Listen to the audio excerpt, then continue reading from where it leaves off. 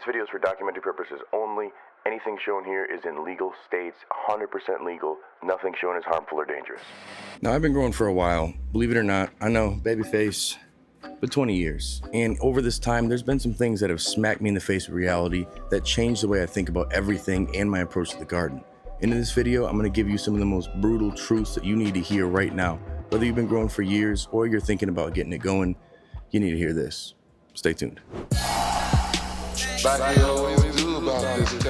If you're new here, my name is Rob and we talk all things herb. Today in particular, we're going to be going over some things that I feel need to be spoken on. Not all of these things may apply to you, but these are things for me that over the years have been the most eye-opening, awakening, smack in the face moments that brought me to where I am today. But real quick, let's give a shout out to the sponsors who help bring videos like this for free to the community, as well as some amazing discount codes. Meet the AeroLush CO8, built for serious growers.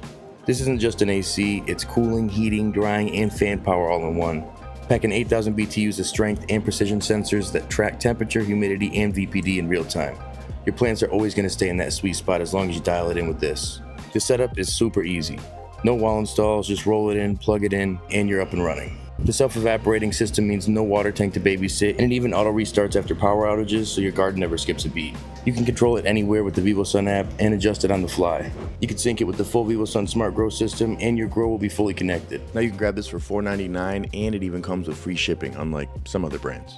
And you could even use discount code CLtv at checkout to save yourself a little bit of money, or CLtv Watch over on Amazon. Now, back to the show. Buy once, cry once. And I know this seems obvious for many, but for some people, they really don't realize how important this is. Cheap gear, weak genetics, all these things are just going to cost you more in the long run. The quality will pay for itself in one harvest. And realistically, if you're going through so many of these hurdles and you're not getting the best results, it's probably because you cheaped out when you started. And I'm not saying go spend $1 million or put all of your investment into, let's say, your grow equipment, even if you're using discount code CLtv. You want to make sure that you're getting things that are important. So when it comes to things like your lighting, your genetics, the environment that you keep your plant in, you don't want to get some cheap stuff, because I'm telling you, you'll run through so many more of these pieces of equipment that you'll spend more than you would have from that original just single decent priced or potentially expensive piece. Prime example is pH meters. Now, if you do utilize pH meters, I've had in the past where I've got these cheap Amazon ones, and they worked for a couple weeks, but they oftentimes would just die out on me. And I'd have to buy another one and another one, or I'd run into situations where it wouldn't die out, it just would stop reading properly. So I would end up messing up my whole entire harvest based on a pH swing that I didn't realize was self-induced. Now, this is why it's more important to just level up your grow when you're starting, doing things one by one instead of putting everything into it initially, because oftentimes we are in a budget and we are going to get cheaper things that can potentially hurt our garden. So what I recommend is, again, buy once, cry once, and don't waste the time getting a bunch of garbage. If you're going to get things that are affordable, that's one thing, but cheap, avoid it. Next thing I'd have to say is, believe it or not, most growers don't really smoke their own mids. And I know it may seem like, duh, obviously growers are growing fire, but believe it or not, even some of your favorite content creators have jars and jars of random mids that are in the closet or they've given away to friends. And I hope I'm one of your favorite content creators, because I'm one of those people. It just happens. Sometimes when we're pheno hunting or when we get gifted things, it may not be what we like to consume. And when you have as much that you're growing that gives you more of a plenitude, it's easy to just put aside stuff that you don't like. So in most cases, if it's a flavor that I'm not into or something lacking flavor, it'll sit for the extra long cure, and oftentimes be gifted to people who aren't as picky. And some people would say that this is just being a weed snob, and others would say it's just knowing what you like and not wanting to waste your lungs. And in my case, I'd say I'm the latter. But, that's just my personal preference. I'd say if it's something that you don't want to grow, cull that thing, get rid of it, and make sure that you're spending more time on pheno hunting. Hype strains don't always equal keeper cuts. Now, that $500 clone or that $250 pack, it may not necessarily be worth it. And I've been there before where I followed the hype and I thought this is going to be the absolute keeper. But sometimes for your particular environment or your particular palate, this could be a complete waste. A lot of people get tripped up over names and they really think that they got to have what the best is and keeping up with the Joneses. But the best is always subjective. Now, of course, if you're catering to the market, you may want certain genetics that are more popular and others that maybe aren't as well known, depending. They may be cuts that are highly sought after, but they may not be ones that'll do well in either your market or in your garden. So sometimes you really need to consider how much you're going to spend to get these genetics. Oftentimes, I like to run genetics 2 times before I think I'm actually going to keep it or cull it. Sometimes, right away the first time if you don't want to keep it, but oftentimes before I really want to keep something in my garden, I'll at least grow it 2 times. So just remember, sometimes those hype genetics are not always worth it. You got to try it out for yourself and see what works for you. Next truth that needs to be heard is you're not getting too many seeds. I'm not getting too many. I know I got all these from Seedsman. Big shout out to you guys. Discount code CLtv for any genetics you want over there. And I know I'm putting out some right now myself, and I've been working on so many, but more and more we keep getting the worry of potential government takeovers and the farm bill changing or rescheduling and things that make me fearful of potentially losing genetics. Now, does that mean you need to go out and buy a bunch of genetics? Absolutely not. But what it does mean is that you should potentially learn about self-breeding and maybe self-pollinating some of these genetics. Working for a male with good pollen that you could work with along with some female keepers, or potentially STS spray and self-pollinate. These are things that'll keep you in a plenitude of genetics for years to come, and you won't have to rely on even the seed banks, or if things do get weird, losing your genetics. Consistency outweighs skill, and it does every time.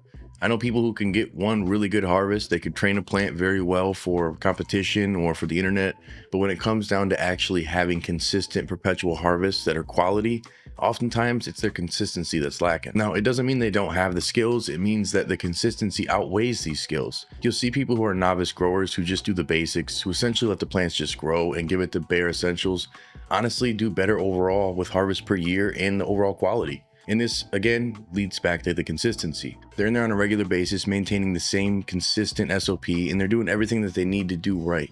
They're not trying to do fancy, crazy things to maybe show off for others or try to make their grow look bigger than it is. They're oftentimes just doing what works best. And these are things that are repeatable and have proven to work for them. Now, when you think about it, a lot of people who have been growing for a long time have developed this SOP, or they've developed a process that works very well for them. And oftentimes people who have true skills will develop even more skills over time with consistency.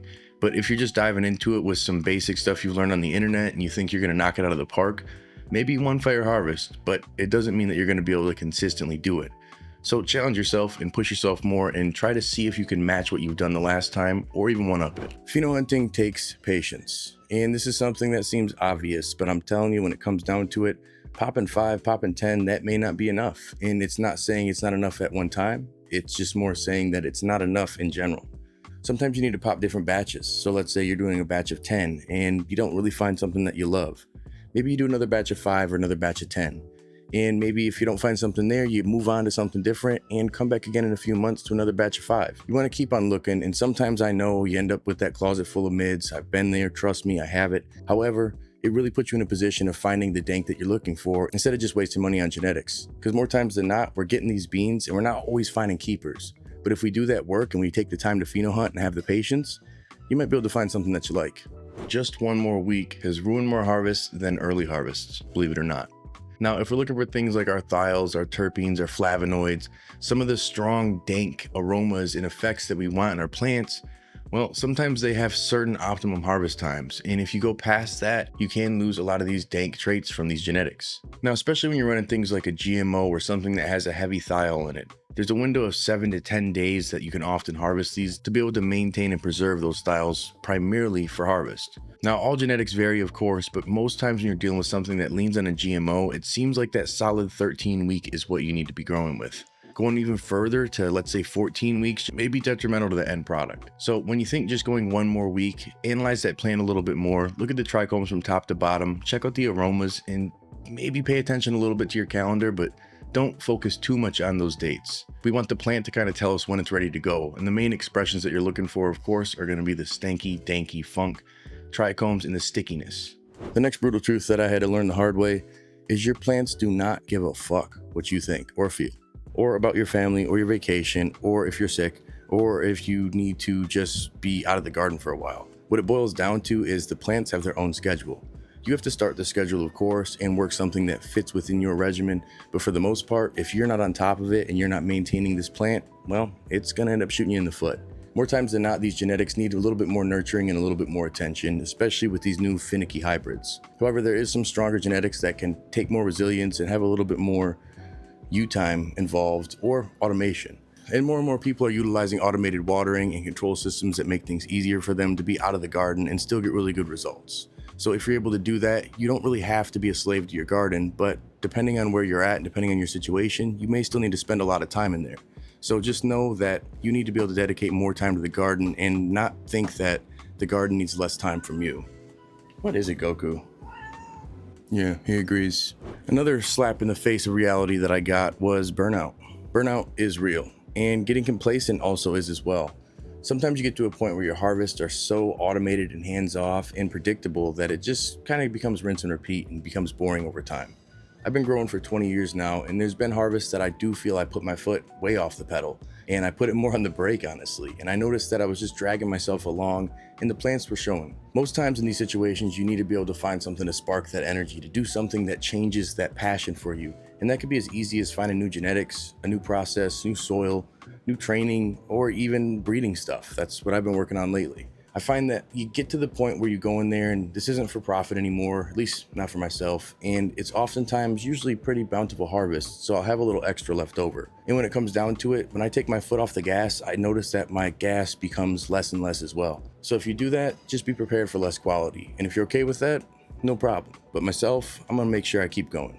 And last but not least, shiny object syndrome is a son of a bitch. Man, I have bought so many dumb things over the years that I could have probably just made or that had some value, but honestly just really was not worth that price point.